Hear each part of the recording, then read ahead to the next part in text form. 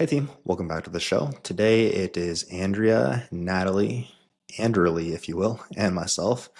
And we're getting into a listener Q&A. So, ton of questions here. Thank you for everyone who asked. We're gonna work through as many as we can. Unless anybody has like any life-changing updates, I say we get right into the Q&A because we don't have a ton to add in that regard, and I want to get through as many of these as we can. Anything y'all want to throw out there before we get into it? No. Cool. All right. Let's do it then. Um, do you see more women after the age of 40 showing signs of insulin resistance in your coaching? And do you find symptoms like this partially solved by focusing on increasing muscle mass? Oh, you want to take it away? Andrea, thoughts? I don't You. think it's age related. Sorry, Natalie. The direction I was going to go in was I think a lot of the signs and symptoms that we would attribute to insulin. Well, I'm going to agree with what Andrea started to say and is about to Yeah. say. So please continue. But then the other thing I would add is like when you start getting into the female 40s, that's when we start getting into things like perimenopause. And there are actually Yeah. some symptoms that align and so can be a question of like, hey, what are we attributing some of these signs and symptoms to? Um, so and maybe both. I think I want to let Andrea take the part that she was going to because I think it's very worth discussing and getting into. But when I first read this, I was kind of that was like my first thought was like, well, like is this actually insulin resistance, and or like masking as some perimenopause because there's just a lot of overlap. So Yeah, I think the age part is more correlative, not causative. I personally with our clients, I see just as many people under 40 that are more insulin resistant, and the biggest correlation there is muscle mass, as the question asker mentioned. So muscle mass, activity level, lifestyle, those things play in so much more than just age. But with age comes often just being more busy, being more sedentary, having like a sedentary job, things like that.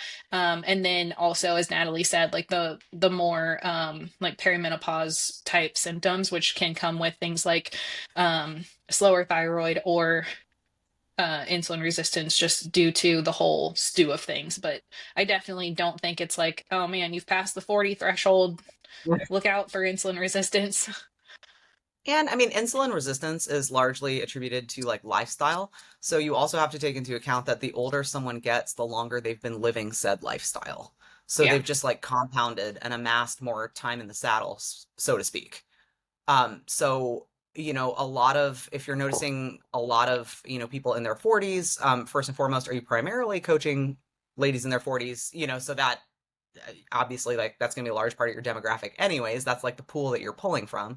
But also like, these are, 40 plus, like they've been living this way, presumably since, probably forever. But like, let's say like college years, right? So that's like 20 years of like, being a little negligent in terms of nutrition, stress management, lifestyle. So it kind of just tends to, at some point, reach a breaking point. Yeah, and muscle mass definitely helps. It's kind of like a sink for glucose, but it's an interesting, we talked about this quite a lot. Typically, people who have the most muscle are going to also be the most responsive as like the amount of tissue someone's been able to build is typically going to be a pretty good indicator. Like when I'm looking at it, like we talked about this a lot in the mentorship, Andrea, like when a new client comes on board, one of the best ways to gauge like how responsive they'll be, where we can start them calorically is like even if this person has like higher body fat, do they also have a lot of muscle? But typically it's like someone who's built a lot of muscle. I think a lot of it's because like a lot of the other lifestyle factors have been in a good place that have allowed them to build that, right? They're probably more aware of their nutrition, their sleep, their body fat probably isn't like extremely high. So yeah, it definitely helps to build muscle, but I think it's just as much like the lifestyle that comes along with that that's helpful. I think the thing to add is that everything that you would do to optimize for muscle building will help improve insulin sensitivity. Yeah. For sure. like something that we would talk about a lot would be like nutrient partitioning, so like, putting most of our carbs pre and post training, that literally is going to help with insulin sensitivity, but it's also like extremely conducive to building muscle. So basically like how you would pursue, building muscle will likely improve things like insulin sensitivity. And then tacking on to what you just said, Jeremiah, like, yes, having more muscle is also going to help. From like a supplementation or like, hey, add more cinnamon to your food, is there anything like huge you guys would add? Glucose disposal agents can be helpful. It's definitely not a big rock thing. Like it's a small like icing on the cake type of thing. Cinnamon would fall under that category. Cinnamon's like it's just so low-hanging fruit. Like if you're making some oatmeal or something, just put it on there anyway. Or Just creamy? because well, I don't know about that. Cinnamon and It creamy is clashes with slabs. chocolate. Yeah, agree. Cinnamon on everything, by the way. Yes. But So, more potent glucose disposal agents would be things like berberine. Berberine is similar to metformin, which is the like prescription, um, like a diabetic drug. Diabetic. I don't know. Do they use it for diabetes or is it more like pre-diabetes? But it's similar to metformin, which I think people would be more familiar with. Yeah. Cool. Okay. I think that is sufficiently answered. Natalie, rate the best condiments. 1 through 5. Whatever comes to mind, actually. yikes, mustard definitely came to mind first. Trader Joe's dill pickle mustard. And then a strong 2 or 1.5 even maybe might be. Oh, where do we put cinnamon? Does that count as a condiment? Because like that is. Yeah. Well, Cinnamon is a it's a strong. spice. All right, Yeah. I'm gonna name some of my favorites in no particular order because I was not prepared to like be that on the spot for this, but Trader Joe's dill pickle mustard, goated. Cinnamon, wherever that falls in this conversation is very important. Um, Cholula is my hot sauce of Oh, hell choice. yeah. Yes. Same. Like the chili lime Cholula in particular is incredible, but like you really can't go wrong with any kind of Cholula. And recently, Frank's came out with a dill pickle Oh, hot gross. sauce. It is so good. I am like going through that like and they only come in these small bottles, unfortunately. So like I'm going through like one a week. So like every time I go to Walmart, it's like every time I go to Walmart, I buy like at least 3, and then every time I go to Trader Joe's, I get like 6 of the mustards because I'm going through like a mustard a week at this point. Those are the ones that come to mind immediately, though. That's when you know you're deep into fat loss. No, No, I this was before Fallow. Although Natalie the does dill stuff. hot sauce is new, and it is so good. Oh.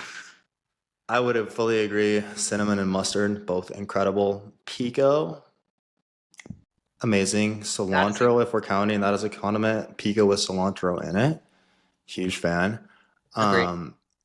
There's this store El Rancho right by our house where I've been going there like literally Katie and I just run through salsa verde and pico, which salsas in general are Yeah. great, like very low calorie.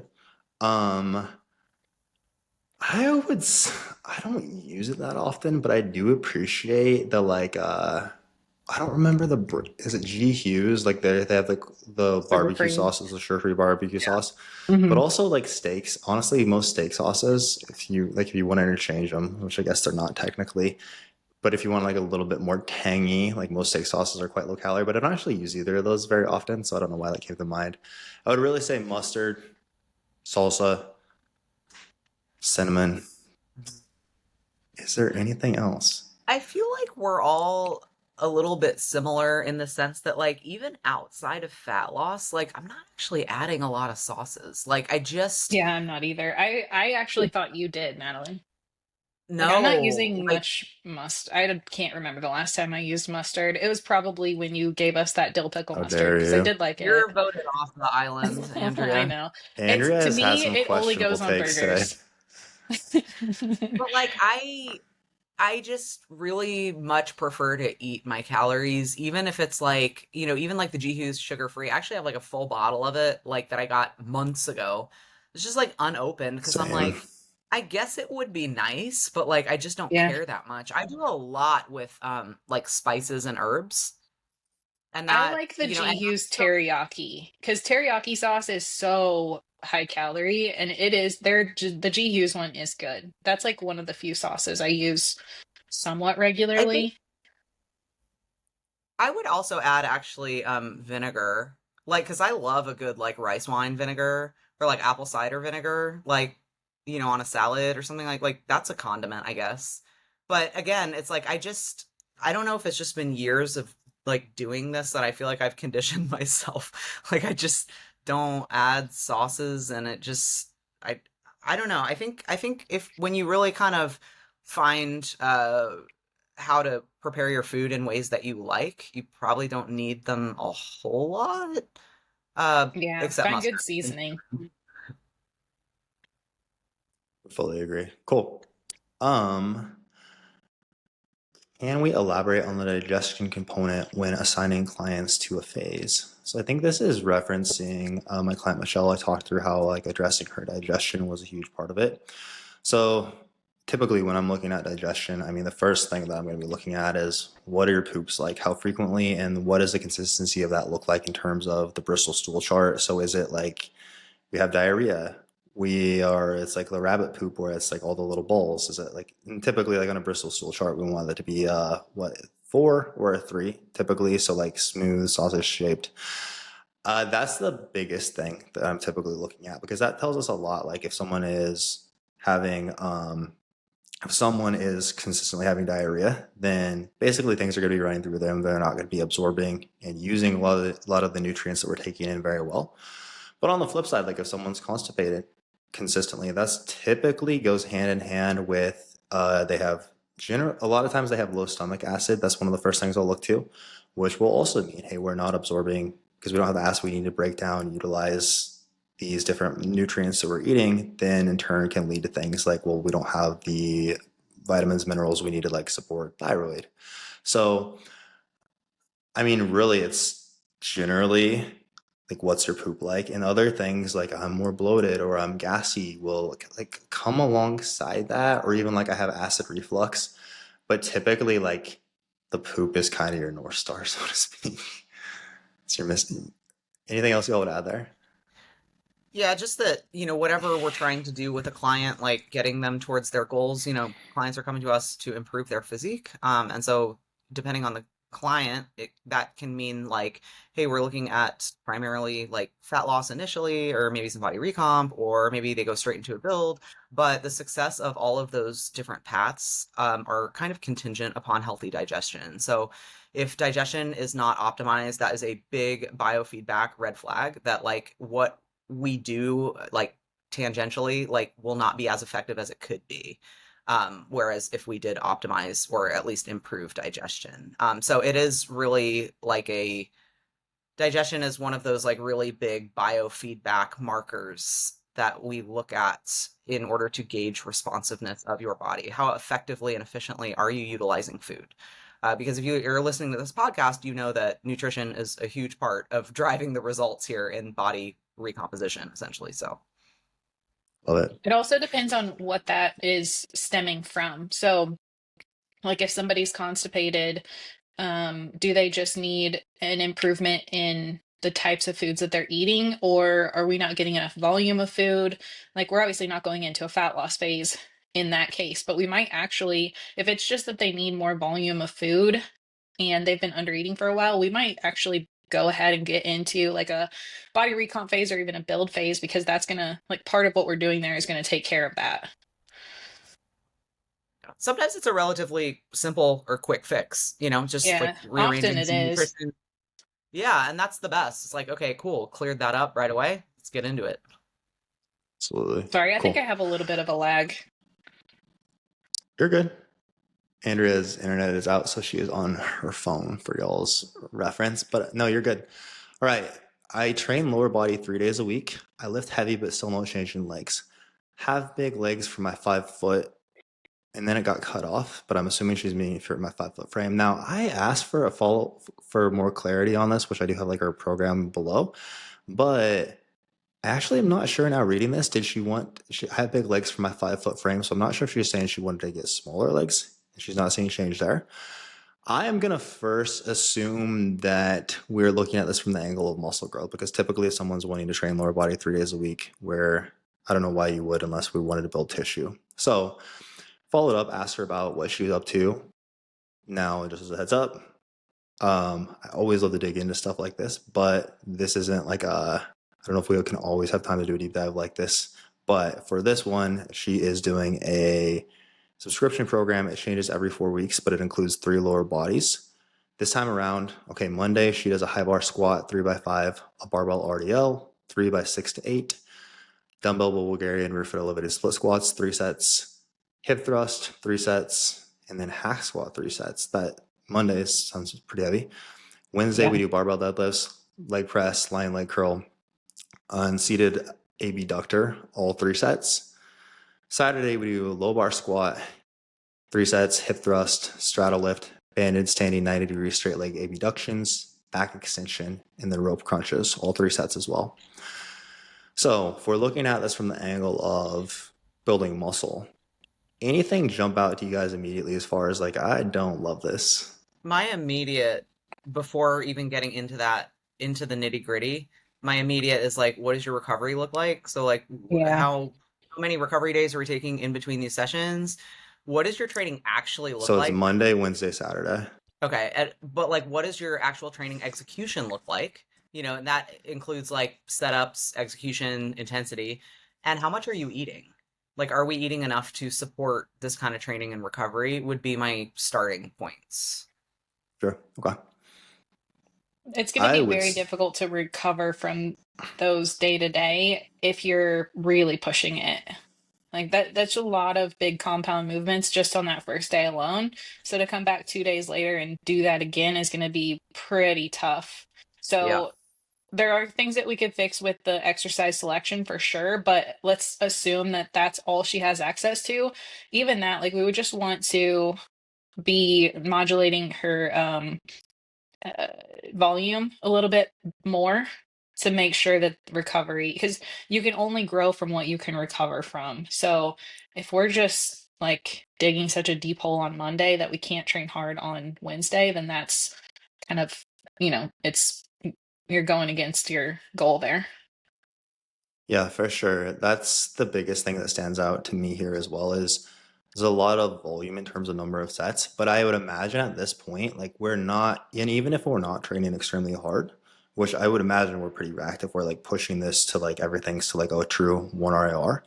But even if we're not, there's still going to be like quite a bit of fatigue built up just from like the sheer amount of work we're doing here. Like on Saturday, we're doing a low bar back squat, um, hip thrust, straddle lift, couple other movements, and then we have 1 day rest Sunday, and then Monday we're going into a high bar squat, a barbell RDL, Bulgarians, hack squats, and hip thrust.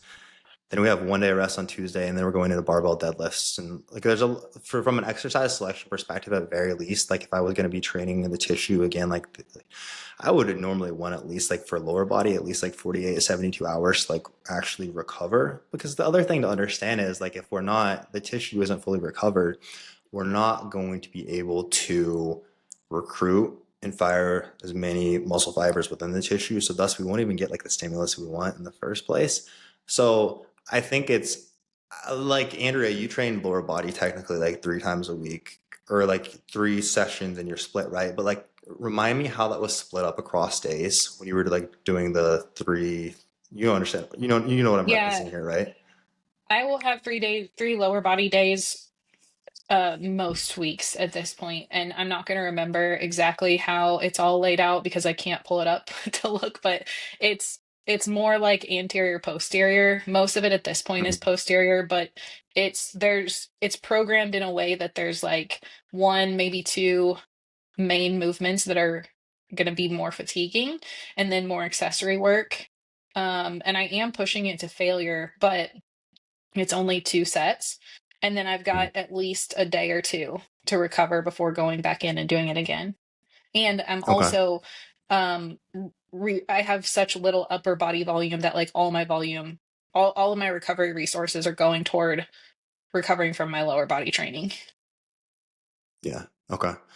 And I think with something like this, at very least, I would try to set it up so like if we are training that closely together, There's like we have our barbell RDL on Monday, and then on Wednesday we have a barbell deadlift, right? Not the same pattern, but quite similar. Like at very least, I think if we made that a little bit more like posterior anterior, that would Hmm. probably make more sense. Hmm. Yeah, like I would argue that like a conventional barbell deadlift on that Wednesday is, it is a little bit more quad than like an RDL. Like just Hmm. more quad in that, and then to turn around and hit the leg press, like that could be something you could kind of split up a little bit more just to be more effective at both.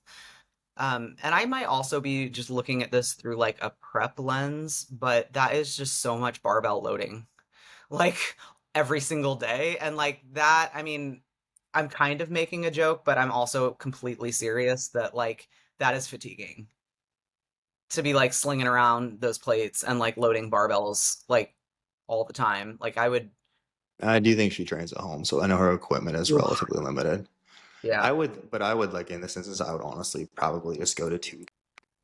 I find unless we're really set up, like if I remember correctly, I think she's doing two upper body days as well. Oh. So Mm.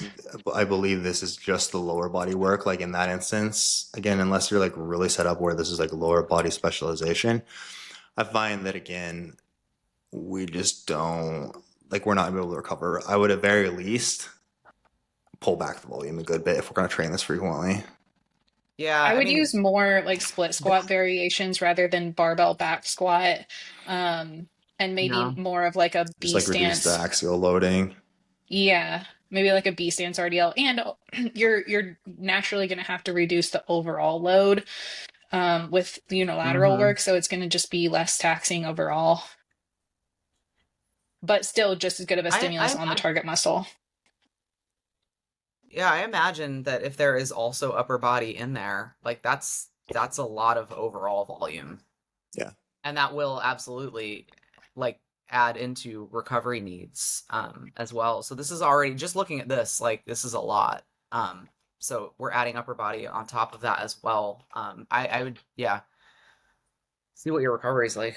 Yeah, and I think you nailed it, Andrea. With again, if we're gonna like take change something here, like thus looking at your axial loading, aka your spinal loading. So like your deadlifts, your high bar squats, your RDLs, your low bar squats. Not that it's bad, but that is inherently going to be the most fatiguing. So we want to like manage that, and those movements that we are doing that with, we want to get the most bang for our buck. And then if we can like reduce that with like, let's say I don't get a ton out of my low bar squat. Okay, could I make that like, as you said, like another split squat variation or a reverse lunge or something of the sort? Would probably make a lot more sense from a recovery perspective.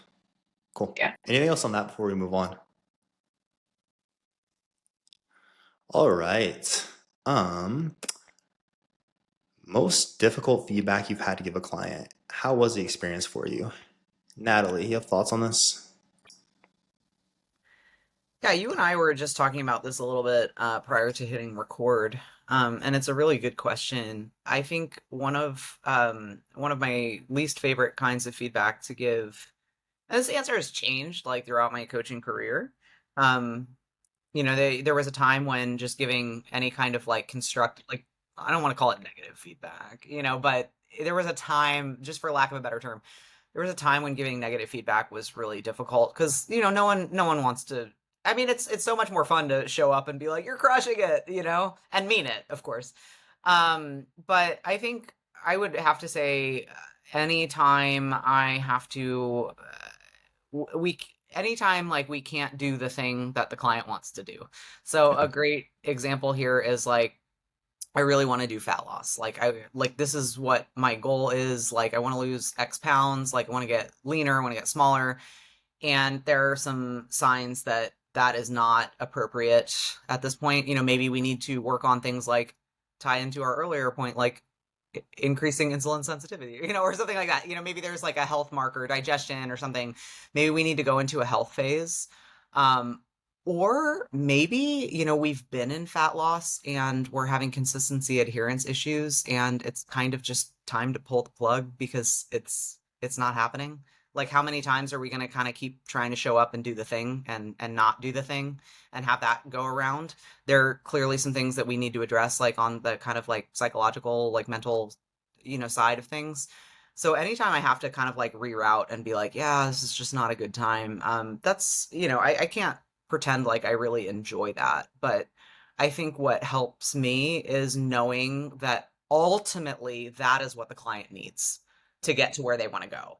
So like that's how I can sleep at night, right? Like I don't just enjoy being, the naysayer or like the no, we can't do this right now. That is not very fun. However, this client has hired me to get them to the result that they want, and I'm going to do that the most efficient way possible. And sadly, sometimes the most efficient way takes a while. So maybe that means a long health phase. But if that's what's needed, that's what's needed. And I'm not doing anyone any favors by just continuing to like try and chip away at an ineffective fat loss. It's frustrating for the client. It's frustrating for the coach. Not rewarding for either. And it is very like short term.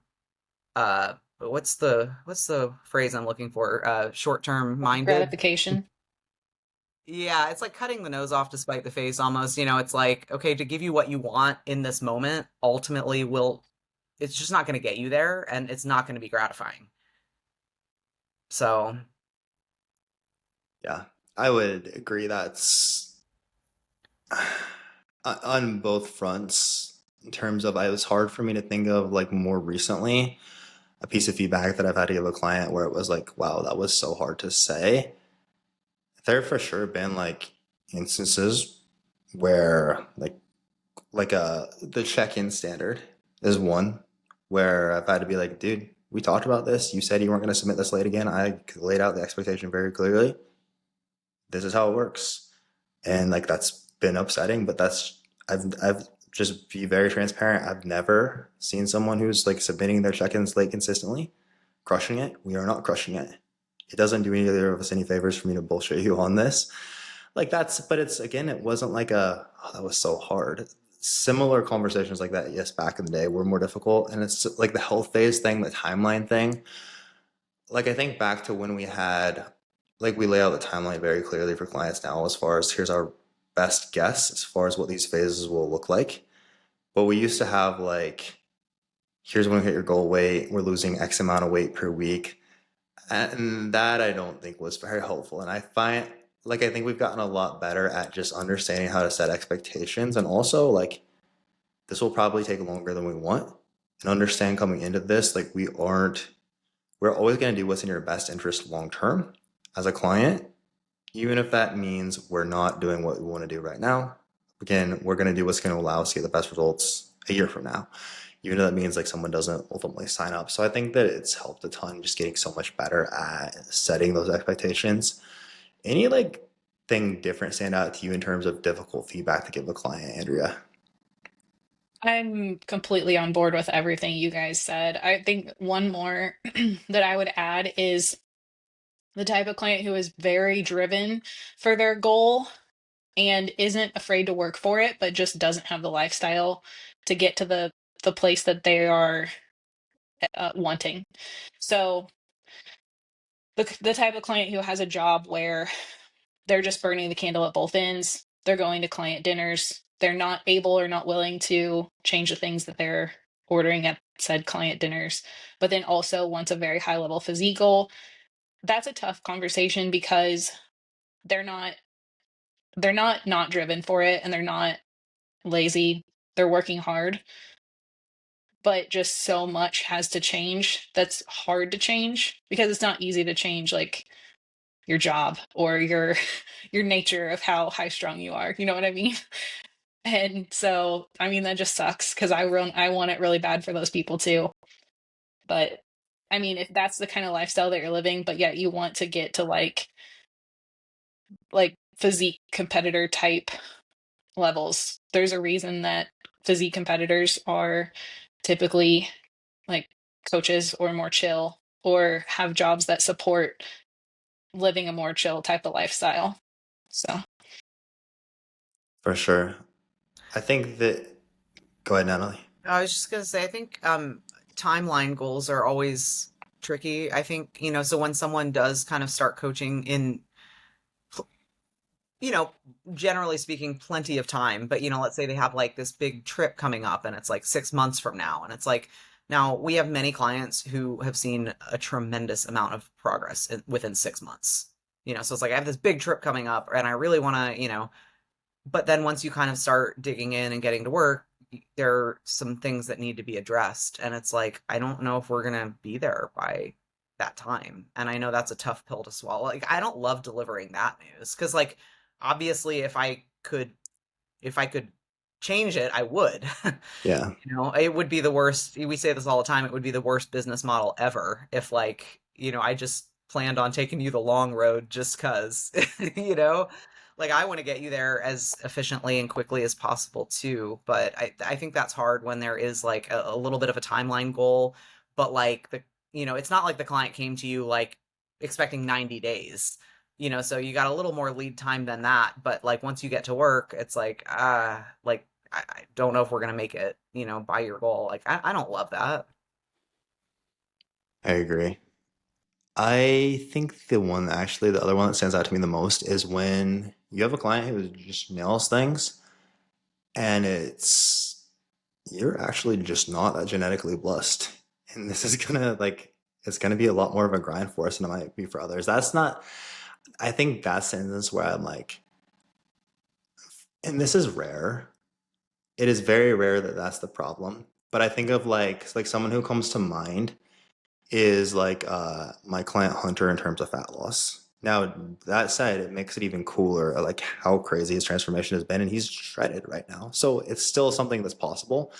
But like we've worked through like health phases, we've improved like his thyroid markers and things like that a ton. But eventually but still, dude, like it seems like we are just not blessed here where fat loss is just a grind for us and we have to diet on calories that are quite low. Um, I would say that's the other one that really stands out to me. Anything else that stands out to either of you? Cool. All right. Um, what habits are y'all working on changing in your own lives? Andrea's frozen on me. So Natalie, what habits are you working Uh-oh. on changing right now? Oh, you're good. I've talked about this a few times, but it's a struggle for me to stay present. And that's been a struggle. I think I'm not being negative, but I think realistically speaking, that probably just will be something I constantly have to chase and work on. Mhm. I don't know if I'll ever, arrive and be like, I'm there, like I'm present all the time now. I think it's always top of mind for me. I really struggle with it. Um, yeah. That's actually, I mean, that's intermittently, I would say, something that I'm very consistently working on as well. I've been meditating a ton lately, just trying to get better at it because it is absolutely for me probably one of my biggest challenges just in terms of like being content. I feel like I can get into cycles or phases where I'm just living like my entire life in the future and like planning. And it's helped me in a lot of ways. And I think that we're similar in this regard. Like I'm so futuristic or so future minded that I can like again like I'm great at like setting goals. How do I need to get there? Things like that. But it also comes down to there's a point where okay, I'm always working towards this thing or like thinking about well like what if this happens and it's like it's been months and I haven't actually like been present and enjoyed the life or like with the business even for a long time it was like it's all so like where am I going and like I gotta get here and then it's like well years went by and I never actually enjoyed like took the time to like enjoy any of this and I feel like the rest of my life could easily just go by and I haven't actually like just calm down and enjoy this. So that's for sure. More recently though, that's been I feel like I go through phases where I don't realize it, and then it's like, oh wow, I really like some. It's like gets to a point where it's like, okay, I really have to change this because I'm not in the best headspace right now. I've also really been getting into stoicism lately. Actually, kind of ties into that. I heard Dom talk about it, so I was like, I got to get deeper into it, honestly. Proud of you. But kind of goes hand in hand with that.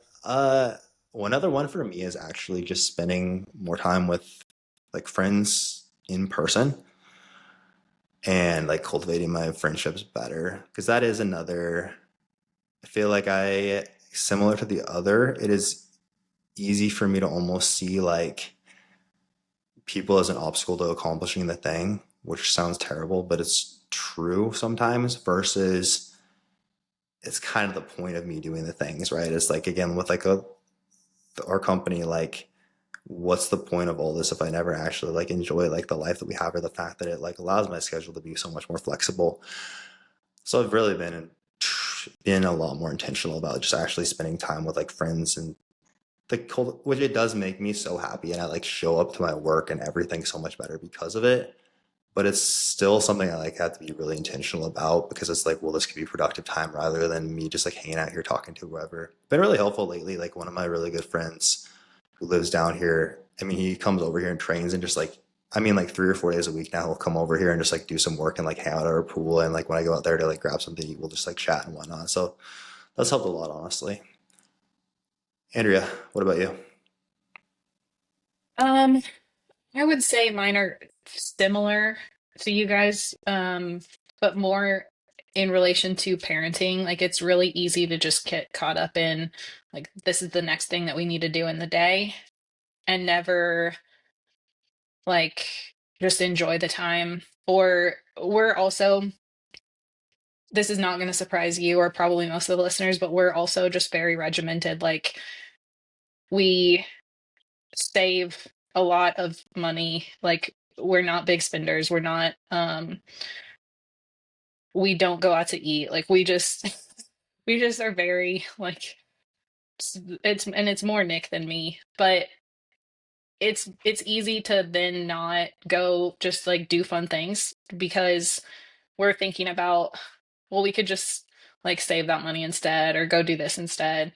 And so like this trip this last weekend was just sort of like a last minute thing that was a lot of fun, and our kids had a ton of fun and they were so excited for it. Where it was really just like a weekend trip. It wasn't something that we had to like take time off of work or anything like that. Well, I guess Nick did. But we're just not inclined to do those kind of things, and I want to do that sort of thing more often. Even if it's not a trip, just like saying yes to um going and getting ice cream and rolling like going with the flow with that sort of thing, because it's very easy to just get caught up in our routine. Yeah, I've thought about that a lot lately too. Like when I started the company, my goal was to just like be a digital nomad, and now it's like, well, I'm not done with work till 6. Why are you here at 5:30, like distracting me? It's funny how, which Natalie, I know that you can relate to that as well. Um, all right, on a different note, how do you manage nutrition, training, and steps with runners, like step goals, etc.? Do you find the desire to spend most of their usually limited time running impedes progress? Either you have thoughts on this, Natalie? It sounded like this was one that you enjoyed or liked. Yeah, I thought this was a really good question, and I think in the era of hybrid training, quote, I think this is something that a lot of nutrition coaches are grappling with. And I do have a few runners on my roster. Shout out Joni, our marathoner. And what I think is really helpful here is, periodizing nutrition, which we talk about all the time. Um, I think that can go hand in hand with periodizing training a little bit, and periodizing running, right? Because most runners will have like seasons, so to speak. So it depends on what kind of runner you're working with. Like some people, like Joni, for example, does run marathons. So in terms of her calendar year, she'll have seasons where it's like, okay, like running volume is going up. Yeah. So that's how I periodize her training and nutrition, is like kind of based on like her run schedule. So right now, like Joni just finished up a pretty significant like fat loss kind of recomp phase. Like crushed it. And I also knew that getting her a little bit lighter and leaner was likely going to feel better, like with her running, because she's gonna be lighter and like it's gonna be easier on her joints, kind of thing. So that I knew that that would like set her up really nicely for like her when her running started like kind of getting titrated up. Um, and when that happens, we have utilized like some different lifting splits. So we're always like or training splits rather. We're super cognizant of like her heavier volume run days, like where we're placing like leg day, for example, and like how we kind of need to rotate or like switch those around according to her running schedule. I also find it very helpful to keep things separate, like running and steps, because they are two different levers. Joni's actually a bad example there because she just lumps them all together, but I kind of know what she's up to. Like, and so a lot of my runners will like send me their weekly run schedule and volume, and will it's sometimes it's more of an FYI because I know like what their general volume is like weekly. It's like yeah, okay, and we're doing the long. Most people are doing their longer runs like on the weekends, for example. Um, and so we'll address anything that needs to be addressed like on the weekly specifically. And then, of course, as I get like closer to a really big race or something, we probably are modifying training and pulling back on like volume, even deloading if necessary. So it's a big, it depends. I feel like I also answered that in like every direction possible. I don't know how cohesive it all was. I feel like my mind is a little jumbled, but hopefully, was that helpful? Did that make any sense? Yeah, so it sounds like as volume is ramping up in terms of running, we're pulling back training volume a bit and just being aware of that. Okay, well, yes, one thing I do want to add, because I feel like this was the gist of the question, is like, hey, how to make progress at both kind of thing. And I think they are, they can be very opposing goals. And this is a conversation I have with a lot of my runners, like, because what I find, especially with those like longer endurance type sports, um, this usually heavily impacts things like appetite. So, like, appetite gets really ramped up and it's not necessarily reflective of what your physique needs to make progress, Mhm. if that makes sense. Like Yeah, that's those a are good the insight. yeah, those are the two things that sort of oppose. And that's, I think, what makes this so tricky is that, people will be adding running volume or like an endurance sport and they're like, I'm like just so hungry. And it's like, I know, but we're also in fat loss and trying to work towards this. So that's why I come back around to that conversation about like using the nutritional phases and like the synergistic training approach with that nutrition, but like kind of like periodizing that around the training schedule. So like you're having periods of time where like, hey, right now we are very focused on hypertrophy and muscle building, or like we are very focused on fat loss. Like for example, when running volume is lower, right? So it's like we don't have that need to take in like extra carbs like for endurance purposes.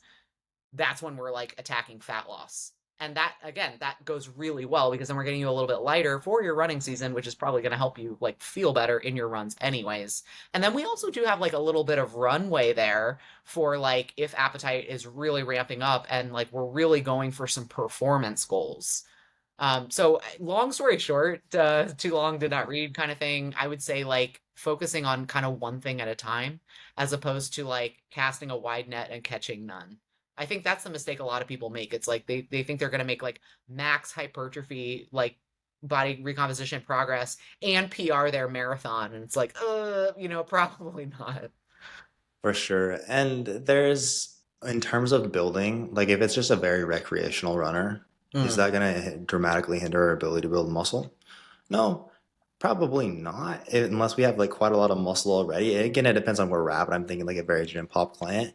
But as we scale that up further to like, hey, I'm training for like a marathon, for yeah. example, yeah, it will have a much larger impact. And that's, you nailed it in terms of working this in alongside fat loss is typically where we can run into more issues. I think I mentioned this last week or 2 weeks ago. I was talking about one of my clients who was like, dude, I nailed a plan and I was so hungry, not making progress. I don't know why I feel like shit in my training this week.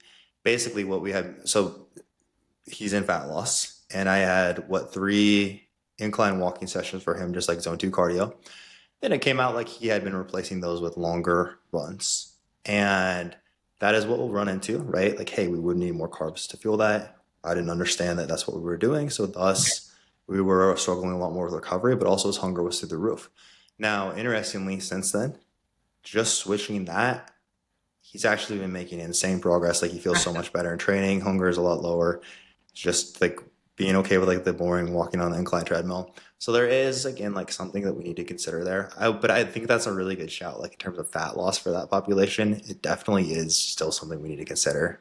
I will say for the recreational runners, because I have a few of those too, who like they, and it's summer now, so it's warmer, and it's like I just like want to be outside, I want to go for a run, and so a lot of them, like, I will let them do that as their cardio because Yeah. most people aren't sustaining like through the roof heart rates, on like a leisurely run The kind of thing. conditioning of how conditioned you are for sure is like his instance is kind of like if I were to go run right now, it would be a little bit harder on me. Like I would feel pretty beat up because I have not run in a while.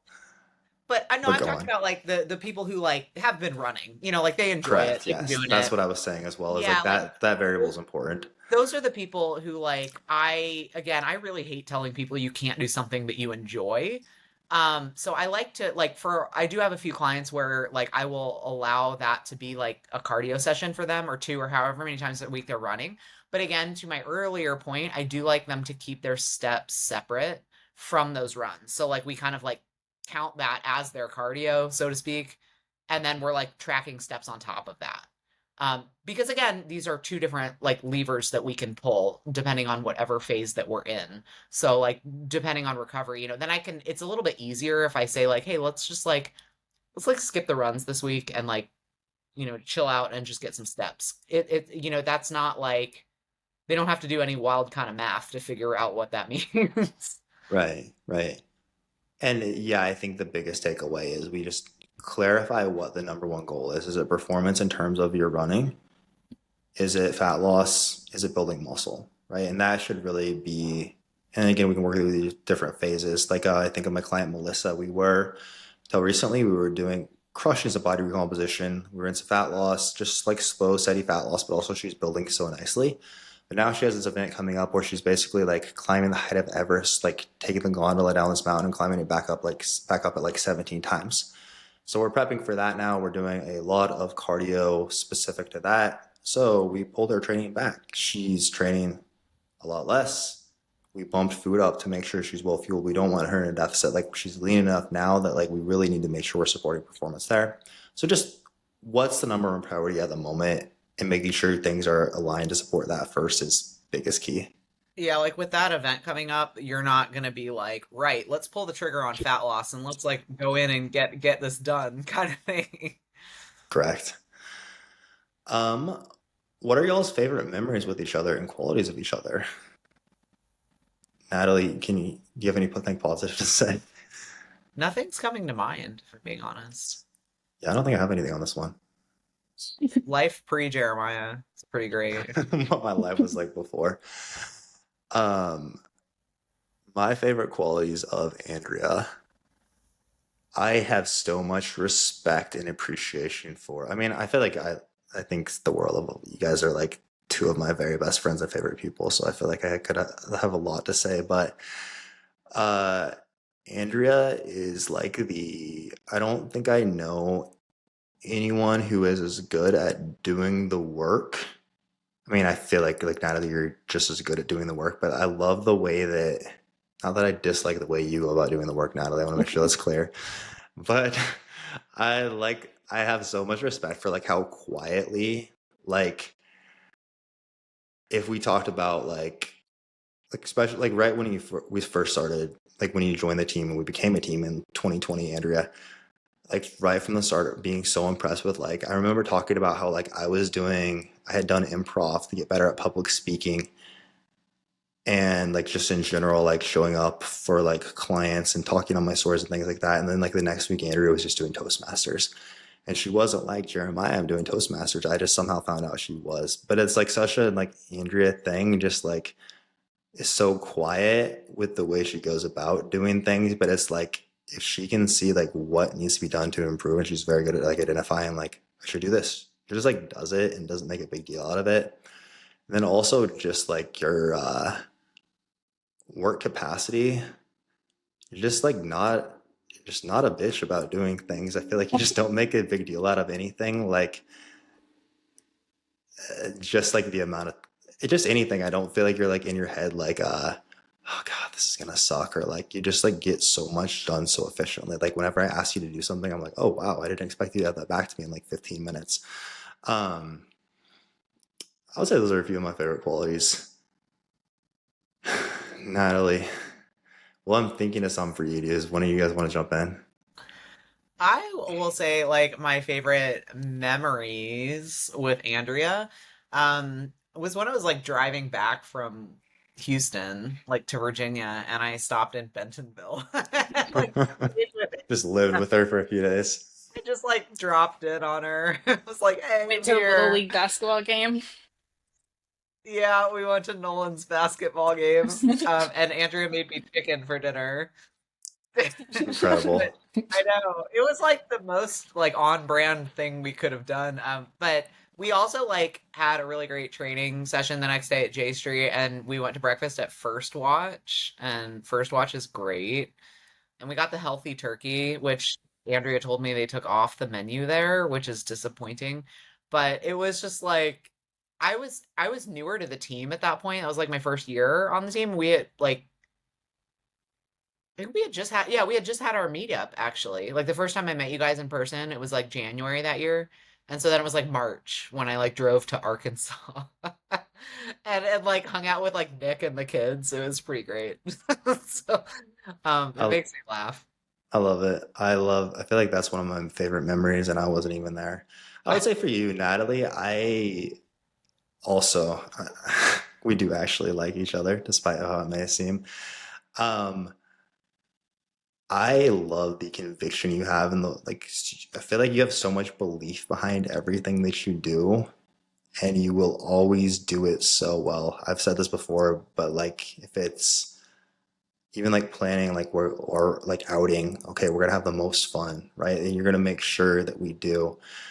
Um, Also just your sense of humor. I feel like we all understand each other's humor really well actually, which is rare because not very many people understand mine. And I feel like I'm in a lot of weird situations where I like make a joke and people don't know it's a joke. But I appreciate with both of you how little, but I do genuinely, even though so much of it's directed at me, I do love your sense of humor as well. I've, I feel like in general, just you guys are like the things that I value in people or like want to see in myself, like y'all's work ethic, the way you carry yourselves, just all of that is so.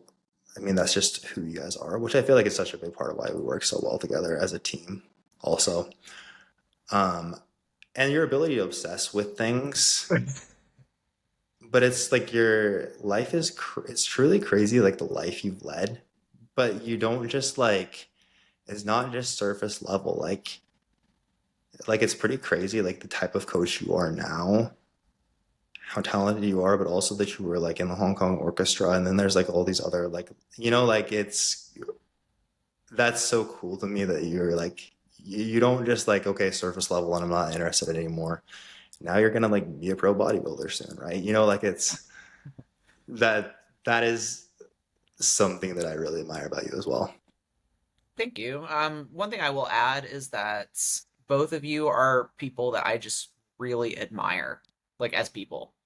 Um, in the way that you show up, like for your clients, of course, and your families, but also yourselves.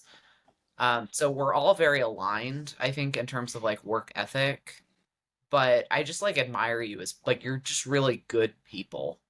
We're all interested in the same things, but you're good humans too, and that goes a long way for me.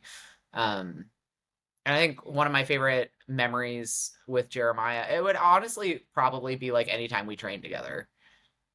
Like that's always just like super fun. And like when I went out to dog sit for you guys, That's and I was just like hanging out for a couple of days beforehand. Like it's funny to me how easy it is to just like assimilate into like your lifestyle. Like I've kind of just felt like we were just kind of like a family. Like I was just oh, tagging along with like you and mhm. Katie, but it was so comfortable.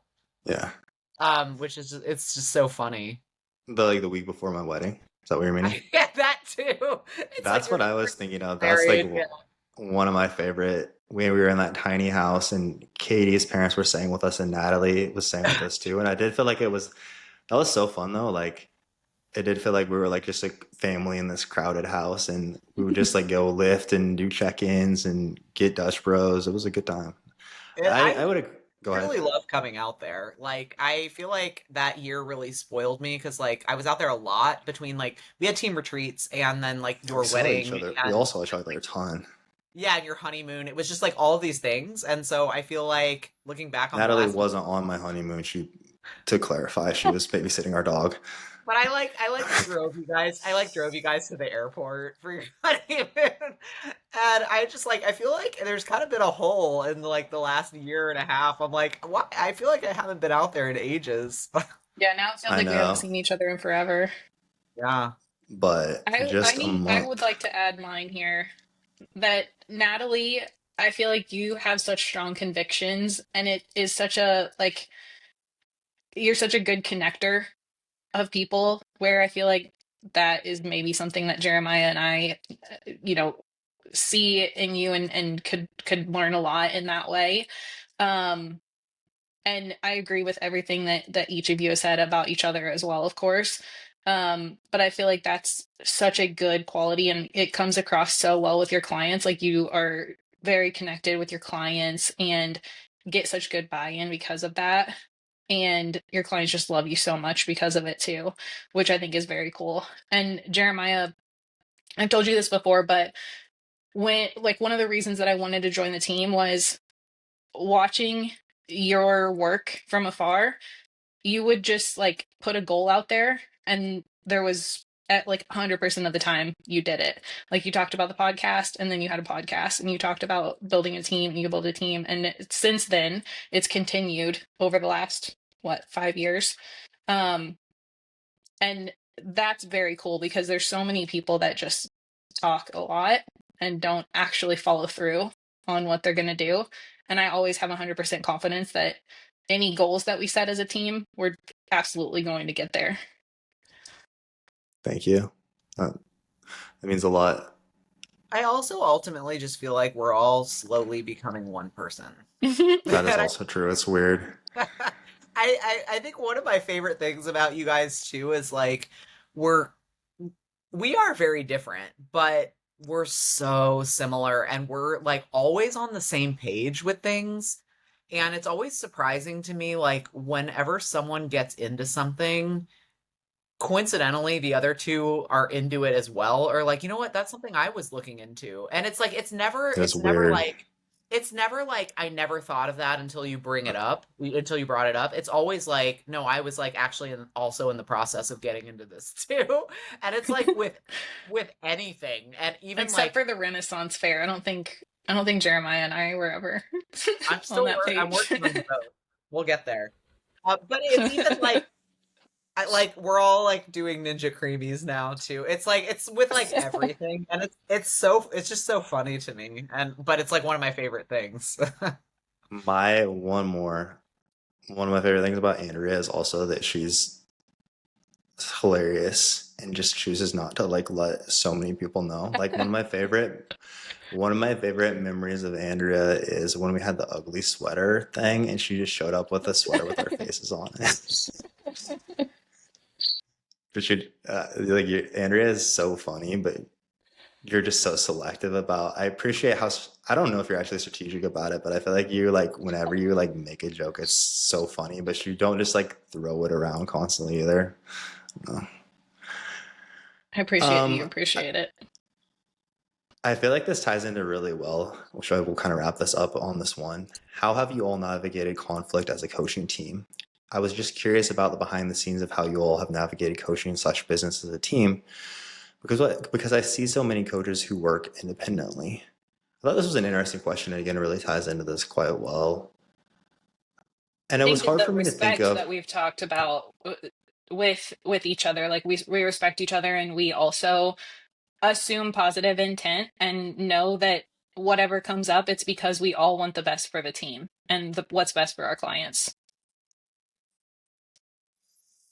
Yeah, I I I think an important thing to add here, though, is that there are a lot of coaching teams that are quote teams, but really what they are is like independent contractors under the same coaching umbrella. And something that I always like to tell my clients, like when I get on that initial call with a new client and we're getting to know each other, I always like to stress, I'm like, hey, you're not just getting me, you're getting the team. Like, and we're an actual team. Like, we have a Slack channel. Like, we talk all day, every day. We troubleshoot, client cases. We share client wins. We take mentorship courses together. We have a standing mentorship call every single week. We have a standing meeting every week. Now we have a standing podcast recording every week. But like, we are actually a team, and we function as a team. And a lot of, like I said, quote teams like don't. They're very much like doing their own thing under the same umbrella. And I think that's one of our strong points that makes us like the coaching team that we are, is because it's very collaborative, and like you're getting 3 really great minds on your case, like if you're one of our clients. Um, For so sure. I think that's worth mentioning. That is always an interesting one to me when someone is concerned that like I feel like we're all basically the same coach, just like a slightly different personality behind it. Like we've gone through all the same continuing ed, and like we talk so much throughout the week that like I feel like our skill sets are all very, very, very similar. But in terms of the conflict and like how we've managed that, I was having a hard time actually thinking of like instances with the 3 of us of instances of actual conflict. And that's the same. Like I feel like I respect you both so much. For sure, there are still like challenging conversations from time to time.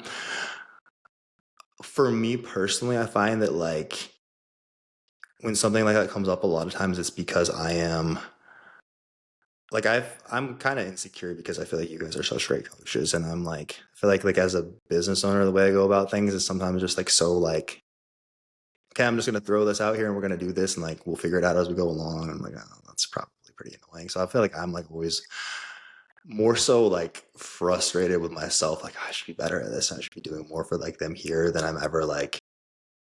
I don't feel like there's ever an instance where I'm like, Andrea should be doing this and she's not. Like that's like I can't think of instances where I'm like frustrated there. Um, you guys also really do. I think everyone here does a very good job of, which I think is hard to do with as close we are as well. But I feel like in that sense, we've done a really good job of. There's like we're very good friends, but also I don't like, and I feel like we like know what's going on in each other's lives, but it's not ever like a you're the one that I'm dependent on to fix this, if that makes sense. Do you guys understand what I'm saying there? Like there's I don't know, like from a friendship, and I think that is where like things can become a lot more like there's a lot more conflict, as well as like people get extremely close and you almost can get like emotionally reliant on someone else, and then like if they like upset you or whatever.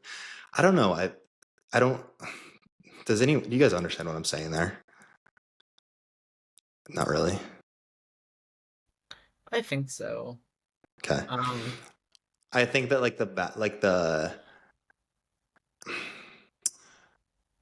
everyone does a good job. Like, if something in your external life is an issue, we'll be like aware of it and we'll know what's going on, if it's going to impact things here. And like a lot of times we'll talk about those things, but it's not something that like impacts the way you like show up in our conversations, like in our Slack, or the way you coach, which I think is just a trait that like we all value as well.